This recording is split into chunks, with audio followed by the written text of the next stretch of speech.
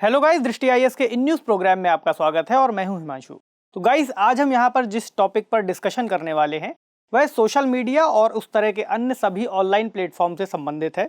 तो सरकार ने एक प्रयास किया है कि कैसे इन सभी प्लेटफॉर्म से जुड़ी जो भी जानकारियाँ हैं, जो भी इनकी एक्टिविटीज़ हैं, उनको कैसे रेगुलेट किया जाए। तो ठीक है, आज की हमारी ये न्यूज़ इसी पर आधारित है। तो हम आगे बढ़कर यहाँ पर न्यूज़ देख लेते हैं। तो हमारी न्यूज़ है आज की inside new social media code, यानी आज की हमारी जो न्यूज़ रहने वाली है वो सरकार के द्वारा लाए गए सोशल मीडिया के संबंध में कुछ रेगुलेशन के प्रावधानों से जुड़ती है। तो आज की इस न्यूज़ में हम इसी सारे पॉइंट पर डिस्कशन करेंगे। तो आगे बढ़ते हुए हम एक बार पॉइंट ऑफ डिस्कशन देख लेते हैं। तो खबर में हम यही देखेंगे सबसे पहले कि क्या क्या पॉइंट्स को शामिल किया गया है, किस हिसाब से खबर है। उस खबर में जिन नए प्रावधानों को लाया गया है उनको क्यों लाया गया, उसका क्या बैकग्राउंड था, उसके बारे में हम बात करेंगे। आगे बढ़कर देखेंगे कि नए दिशा निर्देश जो लाए गए हैं सरकार के द्वारा वे क्या हैं। इसके अलावा वर्तमान में अगर कोई कानून इनको रेगुलेट करने के लिए जारी हैं या लागू हैं तो वे क्या हैं, उनके कौन कौन से प्रावधान हैं, किस तरीके से वर्तमान में इन्हें रेगुलेट किया जाता है। इसके अलावा जो नए दिशा निर्देश लाए गए हैं उनकी आवश्यकता क्या थी, उनसे क्या लाभ हो सकते हैं, उन निर्देशों के सामने किस तरीके से चैलेंजेस आ सकते हैं, क्या किया जा सकता है इस तरह के अगर कोई चैलेंजेस, कोई चुनौती आती है, और एक सवाल जो मेंस के स्तर पर आप सॉल्व करेंगे। चूँकि गाइस ये टॉपिक डिजिटल इंफॉर्मेशंस और सूचना प्रौद्योगिकी से जुड़ता है, इसलिए इसे हम जीएस पेपर 3 के अंतर्गत शामिल करते हैं। तो इस हिसाब से हम इसे आज डिस्कस करेंगे और आगे बढ़ते हैं टॉपिक पर और देखते हैं कि खबर क्या है। तो गाइस, जैसा हमने डिस्कस किया कि केंद्र सरकार ने सोशल मीडिया, डिजिटल समाचार मीडिया और ओटीटी प्लेटफॉर्म्स यानी ओवर द टॉप प्लेटफॉर्म्स पर कंटेंट प्रदाताओं यानी इससे जुड़े जो भी कंटेंट देने वाले यानी इससे जो भी प्लेटफॉर्म्स हैं उनको विनियमित करने के लिए कुछ दिशा निर्देश जारी किए हैं। अभी हम आगे देखेंगे। तो क्या होता है सोशल मीडिया, आप सब जानते हैं, फेसबुक, ट्विटर और बहुत सारे प्लेटफॉर्म्स हैं, इंस्टाग्राम है, व्हाट्सएप है। डिजिटल समाचार मीडिया जैसे हम गूगल पे कोई न्यूज़ देखते हैं या अन्य तरीके से किसी न्यूज़ को साझा किया जाता है ऑनलाइन प्लेटफॉर्म्स के माध्यम से। तीसरा है ओटीटी प्लेटफॉर्म यानी ओवर द टॉप, आप सब नेटफ्लिक्स पर मूवीज़ देखते होंगे या और भी कोई ऑनलाइन वेब सीरीज़ देखते होंगे, नेटफ्लिक्स है, अमेजॉन प्राइम है या वूट है या इस तरह के बहुत सारे हो सकते हैं। इनको किस तरीके से ये डेटा को अपने प्लेटफॉर्म्स पर उपयोग करते हैं या चलाते हैं उसको रेगुलेट करने की यहाँ पर बात कही गई है। क्यों कहा सरकार ने? तो सरकार ने इसके पीछे जिक्र किया है कि सुप्रीम कोर्ट के दिशा निर्देश कुछ समय पहले आए थे और संसद में भी इस तरह के मुद्दे को लेकर के चिंताएं जाहिर की जा चुकी हैं। इस वजह से सरकार ने ऐसा कदम यहाँ पर उठाया है। तो देखते हैं बैकग्राउंड कि क्या रहा। तो गाइस, 2018 में सर्वोच्च न्यायालय ने एक अवलोकन किया था इससे संबंधित और कुछ बातें सामने रखी थी।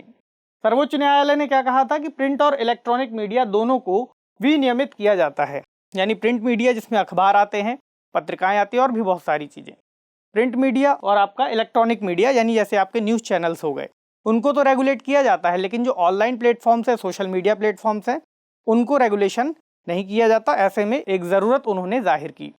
इसी तरीके से 2018 में ही एक समिति का गठन किया गया जिसमें उच्च स्तर के ब्यूरोक्रेट्स, कई सारे मंत्रालय से संबंधित, गृह मंत्रालय, आईटी मंत्रालय, तो एक गठित की गई एक कमेटी, उन्होंने भी जो बातें कही कमेटी ने, उन्होंने यही कहा कि ऑनलाइन सूचना प्रसार को विनियमन के तहत लाना चाहिए। 3 पॉइंट्स उन्होंने मुख्य रूप से कहे थे। दूसरा, ऑनलाइन मीडिया में एफडीआई के लिए किसी नीति का प्रस्ताव किया जाए। और तीसरा, अंतर्राष्ट्रीय स्तर पर जो भी नियामक इस तरीके के मौजूद हैं सोशल मीडिया को रेगुलेट करने से संबंधित, उनका एक अध्ययन किया जाए, यानी देश के स्तर पर उनको समझा जाए कि बेस्ट से बेस्ट किस तरीके से वे काम कर रहे हैं और कैसे उनको भारत के संदर्भ में अपनाया जा सकता है। इसके अलावा संसद में भी इस तरीके की चर्चाएं होती रहीं। राज्यसभा में 2018 में ऐसी चर्चाएं सामने आई और एक समिति ने यहाँ पर एक रिपोर्ट भी पेश की 2020 में, और समिति ने भी दरअसल ऐसी ही एक बात कही थी। समिति ने कहा था कि डिजिटल प्लेटफॉर्म के सामान्य उपयोगकर्ताओं को उनकी शिकायतों के निवारण के लिए और उनके अधिकारों के उल्लंघन के मामलों के लिए जवाबदेही के प्रति सशक्त बनाना, यानी उनके जो भी मामले, शिकायत वे करते हैं किसी मामले को लेकर के या इस तरीके से उनकी कोई भी शिकायत होती है तो कैसे उसका निवारण किया जाए, इस संबंध में एक तंत्र का, एक सिस्टम का, एक मैकेनिज्म का विकास किया जाए। तो अब हम देखते हैं कि सरकार कुछ नए जो दिशा निर्देश लेकर के आई है, नए गाइडलाइंस, नए रूल्स हैं, वे किस तरीके से इस समस्या को एड्रेस करते हैं। तो सूचना प्रौद्योगिकी मध्यवर्ती दिशा निर्देश और डिजिटल मीडिया नैतिकता संहिता नियम 2021 के नाम से इन्हें लाया गया है। और ये नियम महत्वपूर्ण सोशल मीडिया मध्यस्थों की एक श्रेणी की परिकल्पना करते हैं। इसका मतलब हुआ कि जो नियम है, ये जो भी सोशल मीडिया के प्लेटफॉर्म्स हैं उसको श्रेणीबद्ध करते हुए जो बहुत ही मेजर हैं उनको तो खास तौर से, जैसे यूट्यूब है, फेसबुक है, इनको श्रेणीबद्ध करेंगे और देखेंगे कि कैसे उन्हें रेगुलेट किया जाए।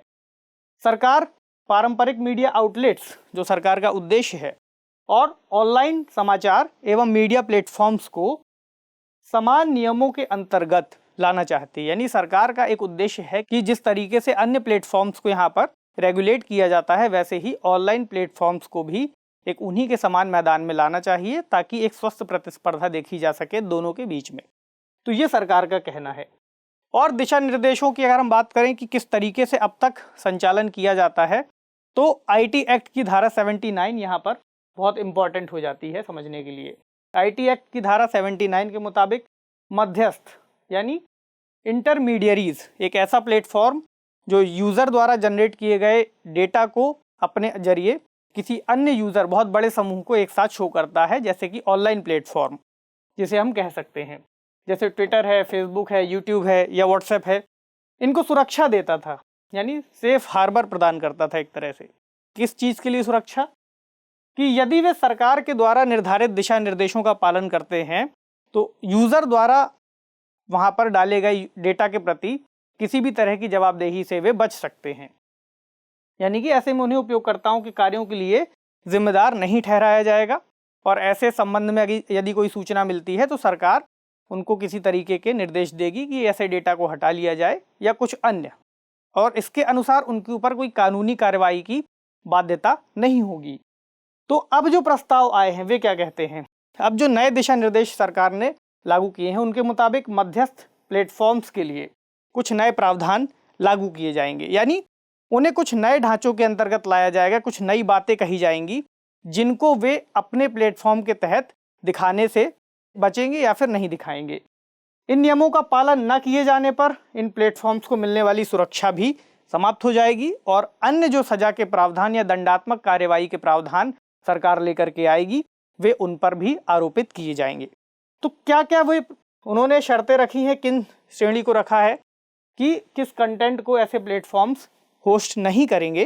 तो इसमें बहुत सारी चीज़ें शामिल हैं, जैसे कि भारत की एकता, अखंडता, रक्षा, सुरक्षा या संप्रभुता के लिए खतरा हो ऐसा कोई कंटेंट, विदेशी राज्यों के साथ मैत्रीपूर्ण संबंध या सार्वजनिक व्यवस्था के लिए चुनौती बनने वाला कोई कंटेंट हो, या किसी संज्ञेय अपराध को उकसाने का कारण बनता हो कोई कंटेंट, या किसी अपराध की जांच को रोकता हो, या किसी विदेशी राज्य यानी कोई दूसरा देश जिससे भारत के मैत्रीपूर्ण संबंध हैं उन संबंधों के सामने किसी तरह की चुनौती पेश करता हो, या किसी दूसरे देश का अपमान करता हो। इसी तरह किसी व्यक्ति को बदनाम करने वाला हो, अश्लील हो, पोर्नोग्राफिक हो, किसी की गोपनीयता का उल्लंघन करे, चाहे वह व्यक्तिगत जानकारी हो या अन्य किसी तरह की गोपनीय जानकारी, लिंग के आधार पर अपमान करना या परेशान करने वाला कंटेंट।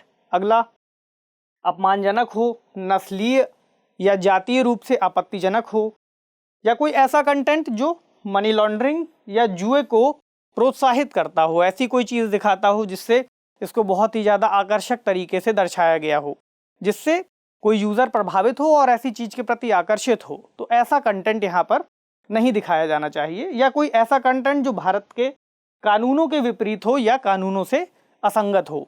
तो ये एक ओवरऑल उन्होंने कैटेगरी दी है कि जिसके आधार पर उन्होंने कहा है कि कोई कंटेंट को रोका जा सकता है या रोका जाएगा। आप इसका स्क्रीनशॉट लेके रख सकते हैं ताकि एक जानकारी आपको बनी रहे। तो गाइज अब हम देखते हैं OTT प्लेटफॉर्म्स के लिए यहाँ पर क्या नियम लाए गए हैं। इन्होंने कुछ कैटेगरी यहाँ पर भी डिसाइड की है जो ओवर द टॉप प्लेटफॉर्म्स है, जैसे नेटफ्लिक्स है, कोई वेब सीरीज़ चल रही है तो किस तरीके से उस वेब सीरीज़ में दिखाया जाने वाला जो कंटेंट है वो किसको देखा जाना चाहिए, उसमें एक उन्होंने यहाँ पर श्रेणी बनाई है जो आयु उपयुक्तता के आधार पर कंटेंट को डिवाइड करती है। यहाँ पर 5 श्रेणियों में उन्होंने पूरे कंटेंट को विभाजित किया है, जिसमें से कि पहली है यू कैटेगरी जो बच्चों और सभी उम्र के लोगों के लिए उपयुक्त होगी, जिसे कोई भी देख सकता है, छोटे बच्चे हों या बड़े उम्र के कोई भी व्यक्ति। अगली है U/A +7+ यानी 7 वर्ष या अधिक उम्र के बच्चे देख सकते हैं। 7 वर्ष से ज़्यादा वाले होंगे और 7 वर्ष तक के हो सकते हैं, लेकिन अगर 7 वर्ष से छोटे होंगे तो अपने मम्मी पापा के साथ बैठ के देख सकते हैं। अगला UA13+, वही 13 वर्ष या 13 वर्ष से अधिक के बच्चे देख सकते हैं, अगर छोटे होंगे तो पेरेंट्स के साथ। UA16+, 16 वर्ष या 16 वर्ष से अधिक छोटे होने पे पेरेंट्स के साथ या अन्य किसी अभिभावक के साथ। अगला है A कैटेगरी यानी एडल्ट कैटेगरी, जो खासकर वयस्कों के लिए होगी, जिसे ये लोग देख सकते हैं। तो ये एक तरीके का एक प्लेटफॉर्म होगा जहाँ पर एडल्ट ये भी डिसाइड कर पाएंगे कि कैसे बच्चों को इस तरह के कंटेंट को देखने से रोका जा सके। इसके लिए बहुत सारे मैकेनिज्म हो सकते हैं, जैसे कि चाइल्ड लॉक लगाना या फिर अन्य तरीके की चीज़ों पर नज़र रखना, जिसे पेरेंट्स यहाँ पर अपना सकते हैं। तो ये हो गई OTT प्लेटफॉर्म्स की बात। अब हम बात करते हैं कि इस शिकायत निवारण तंत्र की यहाँ पर कि इस नए दिशा निर्देशों में सरकार ने ग्रीवेंस रिड्रेसल के लिए क्या प्रावधान किए हैं। तो सरकार ने सबसे पहले तो यह कहा है कि उपयोगकर्ताओं से शिकायत प्राप्त करने और उन्हें हल करने के लिए एक तंत्र की आवश्यकता है। यानी इन सिस्टम्स को, जो भी सोशल मीडिया प्लेटफॉर्म्स हैं, इनको ऐसा एक सिस्टम जनरेट करना होगा जिसमें यूज़र्स से शिकायत को लिया जा सके और उनको हल करने का प्रयास किया जा सके। कैसे करेंगे? तो ऐसी शिकायतों के निपटारे के लिए एक शिकायत अधिकारी यानी ग्रीवेंस ऑफिसर की नियुक्ति की जाएगी और यह शिकायत को 24 घंटे के अंदर स्वीकार करेगा और लगभग प्राप्ति के 15 दिनों के भीतर, कोई शिकायत मिलने के 15 दिनों के अंदर उसे शॉर्ट आउट करेगा, यानी इसे हल करेगा। इसके अलावा किसी न्यायालय या किसी उपयुक्त सरकारी एजेंसी से अगर ऐसी कोई जानकारी प्राप्त होती है कि कोई निषिद्ध कंटेंट, जिसका अभी हमने पीछे कैटेगरी में जिक्र किया था, वह किसी प्लेटफॉर्म पर चलाया जा रहा है, तो उसको अगले 36 घंटे के अंतर्गत उस मंच को अपने प्लेटफॉर्म से हटाना होगा। ठीक है। इसके अलावा जो ग्रीवेंस ऑफिसर्स हैं, उनके अलावा सोशल मीडिया प्लेटफॉर्म्स को भारत में एक अनुपालन अधिकारी यानी एक मुख्य अनुपालन अधिकारी यानी चीफ कंप्लायंस ऑफिसर की भी नियुक्ति करनी होगी, जो इस पूरे मामले को कोऑर्डिनेट करेगा। इसी तरह जो लॉ इन्फोर्समेंट एजेंसीज़ हैं, कानून प्रवर्तन एजेंसियां हैं, उनके साथ 24/7 यानी 24 घंटे 7 दिन जो व्यक्ति संपर्क में रहेगा यानी समन्वय करेगा, उसके लिए एक नोडल कॉन्टैक्ट पर्सन की भी नियुक्ति की जाएगी कि कभी भी अगर ऐसा कोई विवाद सामने आता है तो उनसे कांटेक्ट किया जा सके और आगे की कार्रवाई की जा सके। इसी तरह एक मासिक अनुपालन रिपोर्ट प्रकाशित करने की भी यहाँ पर आवश्यकता जताई गई है। इस रिपोर्ट में जो जानकारी होगी वो यही होगी कि पूरे महीने में किस तरीके से कौन कौन सी शिकायतें दर्ज कराई गई हैं, किस किस प्लेटफॉर्म्स में दर्ज कराई गई हैं, कैसे उनका समाधान करने का प्रयास किया गया है। तो ये एक पूरा खाका सरकार ने यहाँ पर खींचने का प्रयास किया है और कुछ नियमों के जरिए उन्हें यहाँ पर रेगुलेट किया है। गाइस, आगे बढ़ के देखते हैं कि अभी के समय किस कानून के तहत ये सभी प्रावधान संचालित किए जा रहे हैं। इसके अलावा अगर अभी के समय में कोई सज़ा के प्रावधान है तो कैसे उन्हें यहाँ पर डील किया जाता है। तो अभी के लिए IT एक्ट 2000 यहाँ पर बहुत प्रमुख है। हालांकि इसके अंतर्गत गोपनीयता को, जैसे चिंता रहती है कि गोपनीय मुद्दों को कैसे यहाँ पर संबोधित किया जाए, तो गोपनीयता की परिभाषा यहाँ पर बहुत ज़्यादा स्पष्ट नहीं है। ऐसी कोई विशिष्ट प्रावधान इसमें नहीं शामिल हैं। लेकिन इसमें एक बात कही गई है, जो नए नियम है कि आने वाले समय में बनने वाला कोई भी कानून अगर इससे संबंधित, मतलब सोशल मीडिया और अन्य ऑनलाइन मीडिया प्लेटफॉर्म्स से संबंधित अगर कोई कानून सरकार बनाती है, तो उस कानून के तहत बनाए गए प्रावधान प्लस IT एक्ट के प्रावधान और IPC के प्रावधानों के तहत दंड दिया जाएगा, जो पूरे नियम बनाए गए हैं। तो इन 3 कानूनों के आधार पर यहाँ पर तय किया जाएगा कि क्या दंड दिया जाए। अभी के समय IT एक्ट के आधार पर 3 वर्ष से लेकर 7 वर्ष तक का कारावास या जुर्माना, जो कि 2 लाख रुपए से शुरू होता है, यानी 3 से 7 साल तक का कारावास दिया जा सकता है या 2 लाख रुपए से जुर्माना शुरुआत की जा सकती है जुर्माने की, या दोनों एक साथ भी लगाए जा सकते हैं। कुछ यहाँ पर इस IT एक्ट के तहत यहाँ पर कुछ धाराओं का जिक्र हमने शामिल किया है जो बहुत प्रमुख हैं, जैसे कि यहाँ पर 43A यानी 43A जो इससे संबंधित क्षतिपूर्ति की बात करती है। इसी तरह धारा 66, धारा 67, 69, 72 और 72A, जिसमें दंड के प्रावधान अलग अलग कैटेगरीज में शामिल किए गए हैं। जैसे धारा 72 जो है वह सरकारी अधिकारियों के संबंध में, किसी गोपनीयता को प्रदर्शित करने के बाद सजा के प्रावधान निर्धारित करती है।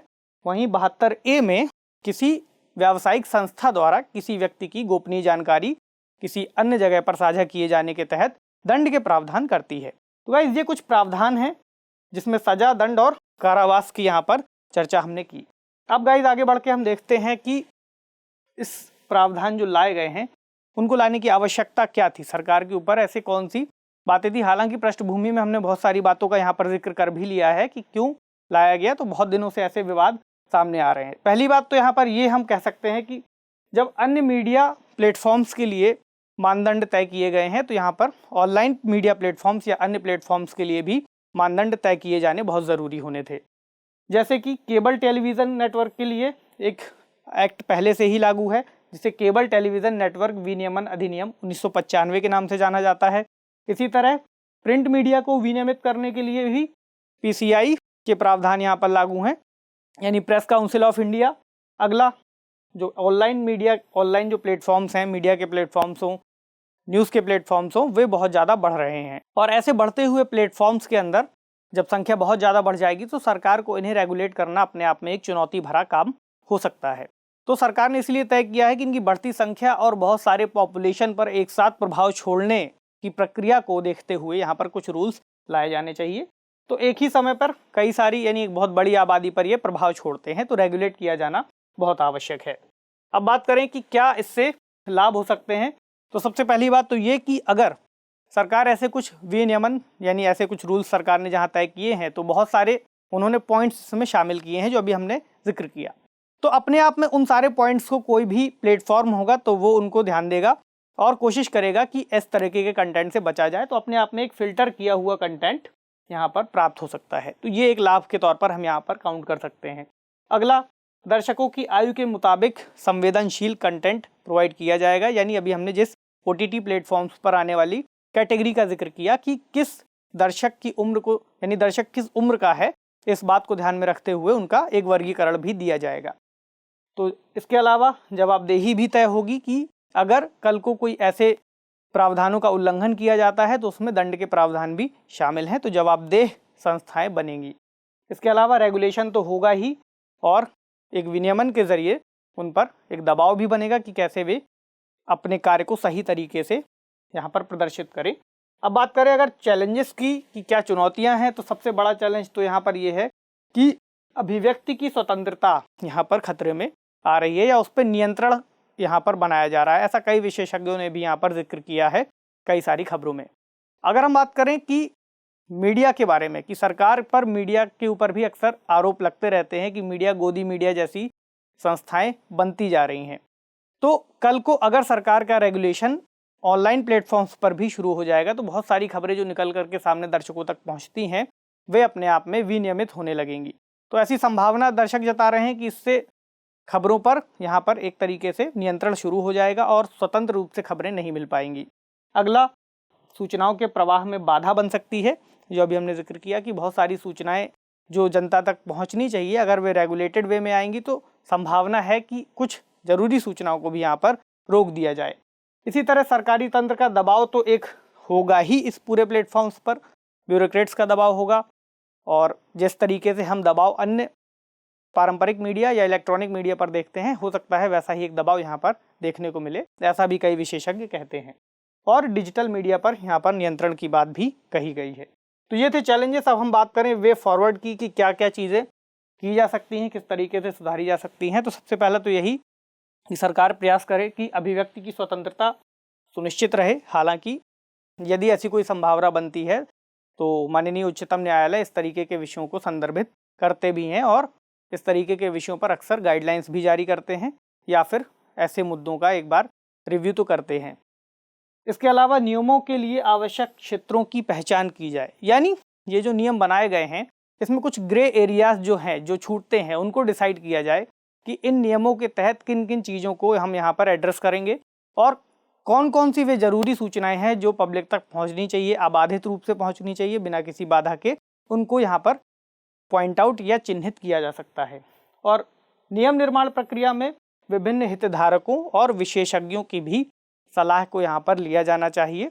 तो सरकार एक मैकेनिज़्म बना सकती है जिसमें बहुत सारी इस तरीके के सुझाव आमंत्रित किए जा सकते हैं। ठीक है गाइस, तो ये था आज का हमारा इस पूरे टॉपिक को लेकर के डिस्कशन। अब हम आगे बढ़ के देखते हैं कि आज का सवाल क्या बन सकता है। तो सवाल है, डिजिटल मीडिया और ऑनलाइन प्लेटफॉर्म्स के बढ़ते दौर में सरकारी नियंत्रण किस हद तक प्रासंगिक है? क्या इसे अभिव्यक्ति की स्वतंत्रता के लिए चुनौती कहा जा सकता है? विश्लेषण कीजिए। तो गाइज ये एक प्रश्न है जिसे मेंस के स्तर पर आप डील करेंगे। 250 शब्दों में लिखने का इस पर अभ्यास कीजिए। कुछ पॉइंट्स यहाँ पर हम डिस्कस कर लेते हैं। जैसे इसमें कहा गया है, डिजिटल मीडिया और ऑनलाइन प्लेटफॉर्म्स के बढ़ते दौर में सरकारी नियंत्रण किस हद तक प्रासंगिक है।